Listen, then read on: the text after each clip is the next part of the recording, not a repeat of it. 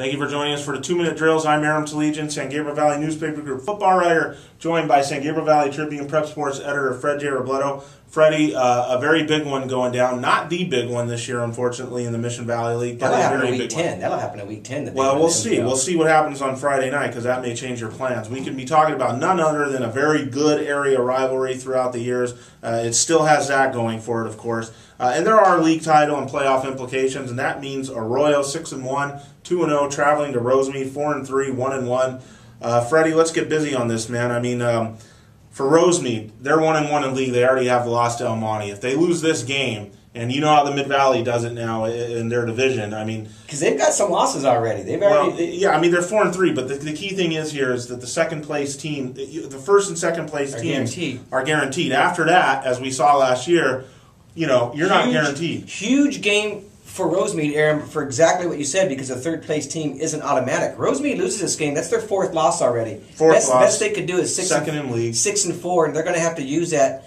to get a wild card. And you know the way these guys pick wild cards when they look at how many losses that you have. Right. There's teams like Duarte with one loss who might finish third, who's probably going to get a wild card. There's a team like Pomona, the Valley Vista League, may get a wild card. That's two right there. There's two. Yeah, there's two. So it becomes a very important. The Olympic League team will probably get one. I mean, you talk. Yeah, there's right. one left. Yeah, maybe the Almont team or the Mission. But you talk about backs against the wall. I mean, this is an Arroyo, such a great team over there in their league. This is going to be tough for Rosemead. I mean, they've already, the one game they did win that I was kind of impressed with was they beat San Marino, and they beat them pretty handily. Rosemead, Matt Eddy's going to have a great game. Andrew Gibson, Matt Eddy, but I think Eddy's the key, because they're going to have to run the ball, control the clock. This is a game you have to keep Steven Rivera off the field as much as you can. You don't want to get in a shootout with that guy. Well, Rosemead's going to have to run the ball. Here's the thing, Freddie. If you look at Rosemead's losses, and I don't want to make excuses, I mean, if you take their 3 losses, they are probably like minus 15 in turnovers in those 3 games. If they don't turn it over, they're a very good team. If they do turn it over, they're put themselves in way too much trouble because of the style they play. They're not. They kind of need to control the game. So I don't know. I mean, against Arroyo, to go in there and say, "Hey, we have no margin for error," which is true, they don't.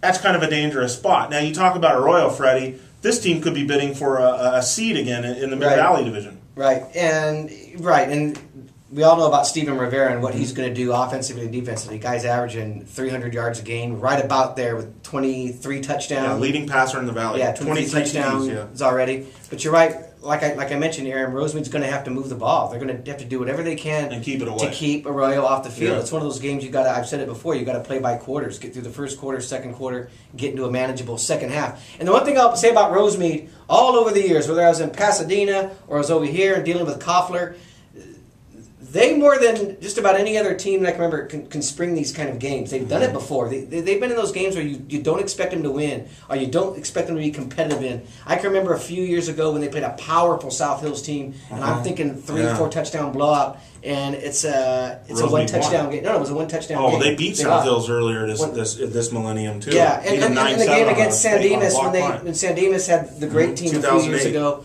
And again, I thought 3 touchdown favorite, and they go in there and they win that game. Rosemead's capable of doing things like that. And I think you hit the nail on the head talking about the turnovers. Because if they don't turn the ball over, they control the clock a little bit, they're going to have a chance. They really are. Freddie, I mean, the thing is, though, I mean, God, if I keep thinking to myself, what if Rosemead ever had that game where the other team really screwed it up and laid it on the ground a bunch of times?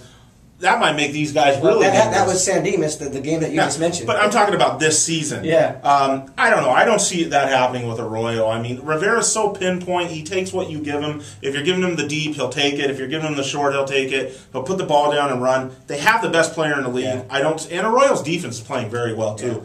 I got Arroyo. Yeah, and you hit the nail. The thing about Rivera, and in this league, and I think on your blog you got into this week with, who's having a better year, Rivera or Santiago. Well, who's a better QB? Who's a better QB? The thing about Rivera is he has a lot of time to throw the ball. In the Mission Valley League, the teams they play, you give a guy like that time, just like you give Santiago time, he's going to rip you apart. That's why I don't know what Rosemead can do against a quarterback like that. So you're picking Arroyo. I'm picking Arroyo. Okay, I'm picking Arroyo too. We want to urge you guys to get out to Rosemead High School. I will be there. I'm not going to miss this one on Friday night. Miguel, if you're ready to take us off the air here, we both have Arroyo in this game. Rosemead loses this, man. They are in deep trouble as far as the playoffs are concerned, so it's a must win. We'll see what happens. Arroyo and Rosemead, nobody needs to say anything more than that. Get out there and watch it.